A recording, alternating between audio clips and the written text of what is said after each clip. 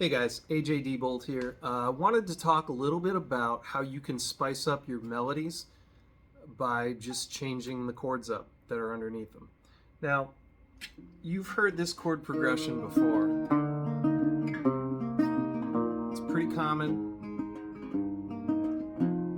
I know you've heard it. Sing us a song, you're a piano man. Sing us a song tonight.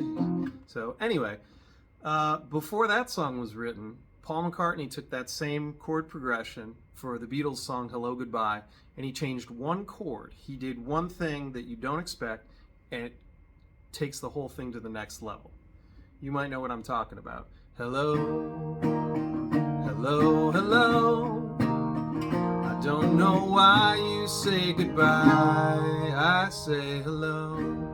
Now he could have, what he did there was, instead of doing the expected thing, which was, I don't know why you say goodbye, I say hello, which, you know, it sounds good, but instead of the 5 chord, he throws in a 7 chord.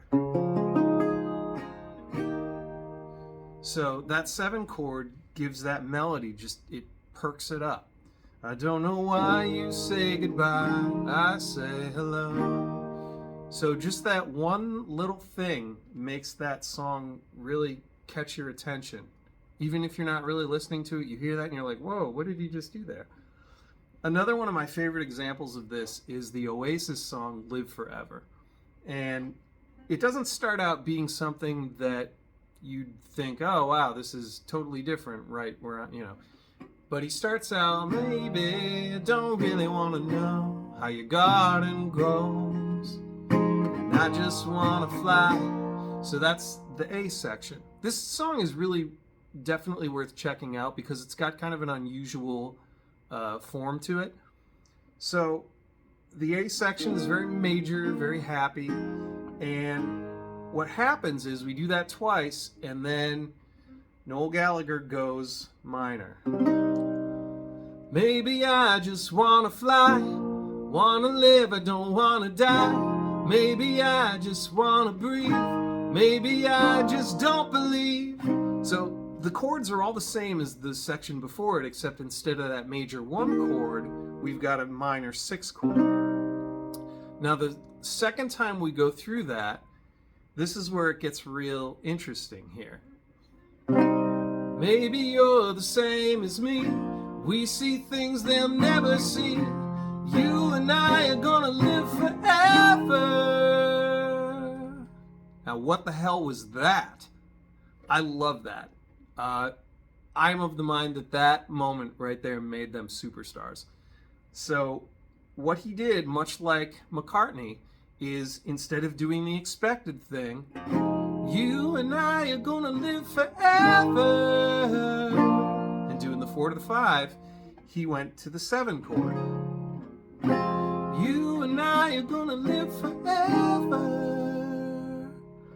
Now the thing is that the melody in that section is on its own kind of boring, and it's all just based around the minor chord there.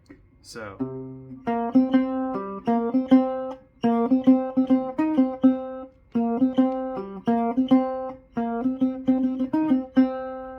and then when we get to the end of that part, it's all just minor chord right there. But the thing that makes it so cool and so interesting is that instead of using the, doing the expected thing, Noel Gallagher, and he is a master of this, he'll throw some chord that doesn't belong in the perfect place, and it turns the whole thing around. So again, he's moving a bunch of chords around underneath that melody line.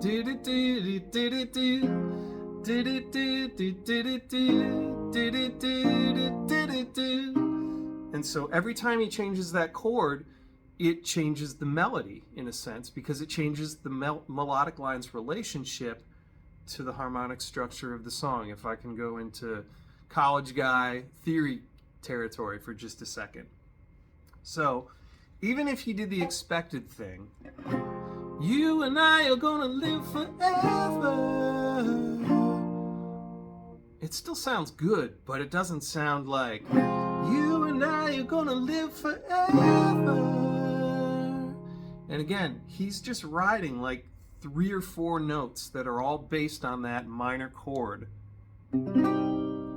and just changing up what's going on underneath it. So that's a really easy way to just take your melodic lines to the next level, because your melodies are only as good as what's underneath them. So please experiment with that kind of thing. The 7 chord alone is a really nice way to perk things up a bit, but you can use minor 2 chords, minor 3 chords. There's a whole world of stuff between 1, 6, 4, and 5. So hopefully this helps. If you have any questions, please feel free to hit me up in comments or DMs, and we can talk about it. So have a good one, happy writing, and I will see you again.